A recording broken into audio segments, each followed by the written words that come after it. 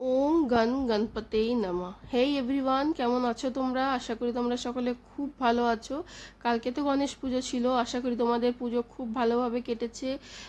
তো আমার বাড়িরও পুজোর কিছু ক্লিপ আর ঠাকুরের দর্শন তোমরা করে নাও। ঠাকুর সকলের মনস্কামনা পূরণ করুক, সকলকে সুস্থ রাখুক, ভালো রাখুক। তো ঠাকুরের পুজোর জন্য আমি কিছু ভোগ বানিয়েছিলাম, সেই ভোগের রেসিপি তোমাদের সঙ্গে আজকে শেয়ার করব। বানিয়েছিলাম আমি চালের পায়েস, লুচি আর আলুর দম। আর রাত্রিবেলায় ভালো করে আমি রান্নাঘর পরিষ্কার করে ধুয়ে মুছে গ্যাস পরিষ্কার করে রেখে দিয়েছিলাম। তো মোদকটা আমি রাত্রেবেলায় বানিয়ে রেখে দিয়েছিলাম, কেননা এইটুকু টাইমে 7:30টার মধ্যে আমাকে বানাতে হতো সব কিছু ভোগের জিনিস, হতো না হয়তো। তাই জন্য আমি রাত্রিবেলায় মোদকটা বানিয়ে রেখে দিয়েছি। আমি প্রথমেই এখানে সকালবেলায় শুরু করেছি পায়েস বানানো প্রথমে, কেননা শুভ কাজ বা যে কোনো কাজেই মিষ্টি দিয়ে শুরু করতে হয় বলে। তাই জন্য আমি প্রথমে পায়েসটাই বানাচ্ছি। পায়েসটা বানানোর জন্য আমি এখানে 1/2 লিটার দুধ নিয়েছি। দুধটা আমি কড়াইয়ের মধ্যে সামান্য অল্প জল দিয়ে দুধটাকে ফুটতে দিয়ে দিয়েছি। ততক্ষণ আমি 1 চামচ ঘিয়ের মধ্যে 1 চামচ চাল, গোবিন্দভোগ চালকে মাখিয়ে রেখে দিয়েছিলাম। দুধটা ফুটে গেছে, তার মধ্যে কিন্তু আমি চালটা দিয়ে দিয়েছিলাম। চালটা একবার দুধে দেওয়ার পরে ভালো করে ফুটে গেছে, তার মধ্যে আমি এলাচ আর কাজু কিশমিশ দিয়ে দিয়েছি।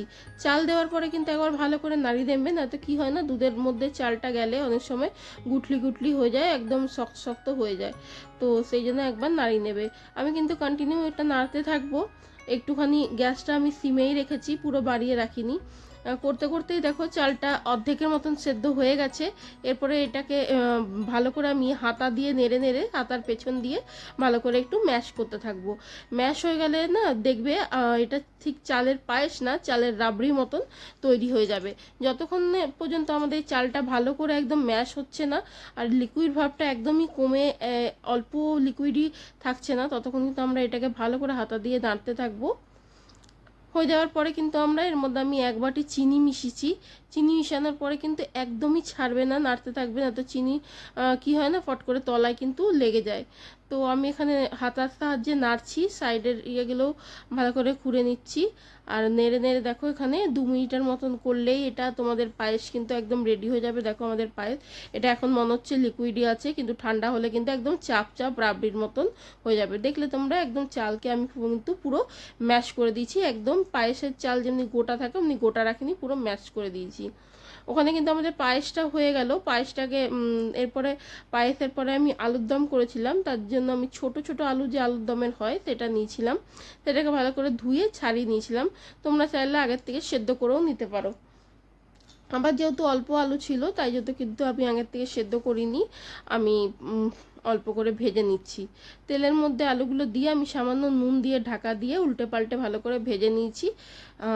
তারপরে আমি আলুগুলো তুলে নিয়ে তেলটাকেও উঠিয়ে নেবো। এতটা তেল তো আমাদের লাগবে না, তেলটাকে উঠিয়ে নেব। তেলটা উঠিয়ে নিয়ে অল্পখানি তেলের মধ্যে আমি জিরে আর শুকনো লঙ্কা ফোড়ন দিচ্ছি। তোমরা চাইলে কিন্তু গরম মশলাও দিতে পারো। আমি ভোগের জন্য যেহেতু বানাচ্ছি, তাই জন্য কিন্তু আমি খুব বেশি মশলার ইউজ করছি না।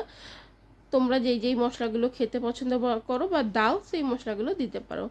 আমি এখানে টমেটো দিচ্ছি, টমেটোর মধ্যে সামান্য নুন দিয়ে আমি ঢাকা দিয়ে দেবো গ্যাস কমিয়ে, যেন টমেটোটা তাড়াতাড়ি নরম হয়ে যায়। ততক্ষণ আমরা এই পাশে একটা মশলার পেস্ট তৈরি করব, যার মধ্যে আমি আদা কুড়িয়ে রেখেছি অল্প করে, সামান্য অল্প জিরে গুঁড়ো, ধনে গুঁড়ো, নুন আর হলুদ দিচ্ছি। দিয়ে জল দিয়ে আমি একটা সামান্য পেস্ট করে নেব।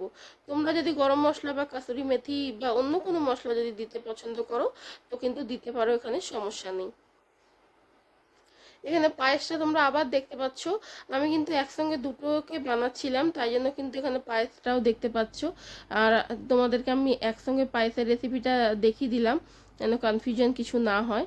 কিন্তু আমি সাইড বাই সাইড দুটোই করছিলাম, কেন আমাকে 7টার মধ্যে সব রেডি করতে হতো। আর হতো না যদি একটা একটা করতাম একটা পরে আবার করতাম, ওরকম করে করলে তো হতো না আমার। তাই জন্য আমি একসঙ্গে দুটোকেই করেছি। দেখো টমেটোটাকে ভালো করে নরম হওয়ার পরে কিন্তু আমি খুন্তির সাহায্যে ভালো করে ম্যাশ করে নিয়েছি যতটা পেরেছি। তারপরে এর মধ্যে যে পেস্ট মতন মশলাটা বানিয়ে রেখেছিলাম সেইটা দিয়ে সামান্য নাড়িয়ে আমি এখানে কিছু নারকেল কুড়িয়ে রেখেছিলাম, সেই নারকেল আর অল্প করে কিশমিশ দিয়ে দিয়েছি। দিয়ে সামান্য জল দিয়ে আমি ভালো করে একটু মিশিয়ে নেব।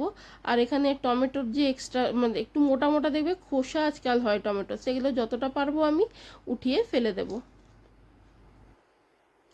দিয়ে এখানে ভালো করে মিশিয়ে নেওয়ার পরে আমি আলুটাকেও মিশিয়ে নিচ্ছি। আলুটাকে দিয়ে ভালো করে একবার মিশিয়ে আমি এখানে জল দিয়ে সিম আঁচ করে কড়াইয়ে ঢাকা দিয়ে দেবো যতক্ষণ পর্যন্ত না আমাদের আলুটা সেদ্ধ হচ্ছে। কেন আলুটা ভাজতে ভাজতে আমাদের ধরো ওই 70%-এর মধ্যে সেদ্ধ হয়েছে, খুব বেশি সেদ্ধ কিন্তু এখানে হয়নি পুরোপুরি। আমি এখানে অল্প করে ঘি এখন দিলাম, একদম সামান্য ঘি, আবার নামাবার সময়ও সামান্য ঘি দেব। নামাবার সময় সামান্য ঘি দিলে কিন্তু গন্ধটা তরকারির ভালো হয়।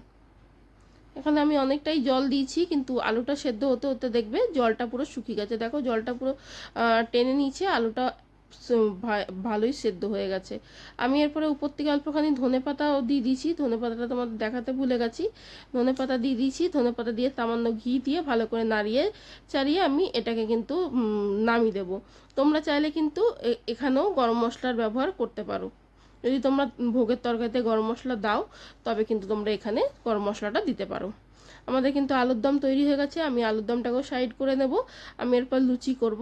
আমি ভোগের জন্য কিন্তু সবসময় ময়দার সাদা লুচিই দিই, তো তাই জন্য কিন্তু আমি এখানে ময়দা মাখছি। ময়দাটার মধ্যে আমি 2 কাপ ময়দা নিয়েছি, তার মধ্যে আমি অল্প করে নুন, অল্প করে চিনি আর বয়নের জন্য অল্প করে ঘি দিচ্ছি।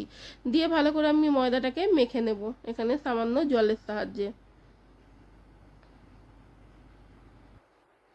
লুচির ময়দা কিন্তু সবসময় একটু টাইট টাইট মাখবে, খুব বেশি নরম করবে না, নরম করলে কি হয় না তোমার তেল টানে প্রচুর। তাই জন্য লুচির আটা মাখো বা ময়দা মাখো সবসময় কিন্তু একটু টাইট মাখবে। রুটি পরোটার থেকে, রুটি পরোটার তো আমরা আটাটা একটু নরম মাখি, কিন্তু লুচিরটা কিন্তু আমাদের টাইট মাখতে হয়। ঠাকুরের ভোগ বলে কথা, দেখতে দেখতে ঠিক তৈরিও হয়ে যাবে, আর খেতে তো তুলনাই হয় না, অসাধারণ খেতে হয়। আমি লুচি ভাজাটা আর দেখালাম না, লুচি ভাজাটা আর কি দেখাবো।